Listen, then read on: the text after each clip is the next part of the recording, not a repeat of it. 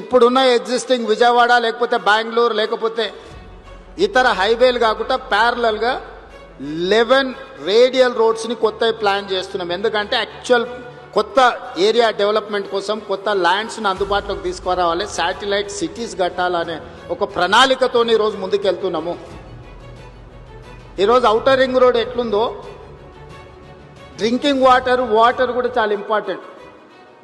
అందుకే ring bund కడుతున్నాం. గోదావరి నుంచి ఒకవేళ ప్రాబ్లం వస్తే కృష్ణాను సప్లిమెంట్ చేయడానికి, కృష్ణా నుంచి ప్రాబ్లం వస్తే గోదావరి నుంచి సప్లిమెంట్ చేయడానికి just like outer ring road ఈరోజు వాటర్ పైప్ లైన్ కూడా రింగ్ బండ్ కడుతున్నాం. ఎక్కడి నుంచి ఎక్కడైనా వాటర్ కనెక్టివిటీని, డ్రింకింగ్ వాటర్ కనెక్టివిటీని, అది సింగూరు కావచ్చు, మంజరా కావచ్చు, గోదావరి కావచ్చు, లేకపోతే కృష్ణా కావచ్చు, లేకపోతే హిమాయత్ సాగర్, ఉస్మాన్ సాగర్ నుంచి వచ్చే డ్రింకింగ్ వాటర్ కావచ్చు. ఈరోజు డ్రింకింగ్ వాటర్ కనెక్టివిటీ ఉండకుండా, వాటర్ కనెక్టివిటీ లేకుండా, రోడ్ కనెక్టివిటీ లేకుండా, ఎలక్ట్రిసిటీ కనెక్టివిటీ లేకుండా మీ ఇన్ఫ్రాస్ట్రక్చర్ డెవలప్ అవుద్దా? మరి ఇవి చేయాలంటే నేను 400 kV, ఇప్పుడు కొత్తగా 800 kV సబ్స్టేషన్స్ కూడా వస్తున్నాయి అల్ట్రా మోడర్న్.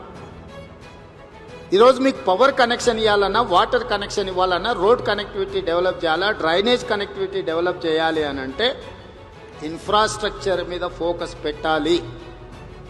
ఈరోజు రీజనల్ రింగ్ రోడ్తో పాటు, రీజనల్ రింగ్ రైల్తో పాటు future city to Amaravati, Amaravati to Bandar port, 8 lane express హైవేతో పాటు రైల్వే కనెక్టివిటీ చేసి బోత్ సైడ్ ఇండస్ట్రియల్ కారిడార్ని ఈరోజు ప్రపోజల్స్ గవర్నమెంట్ ఆఫ్ ఇండియాకి ఇచ్చినాం.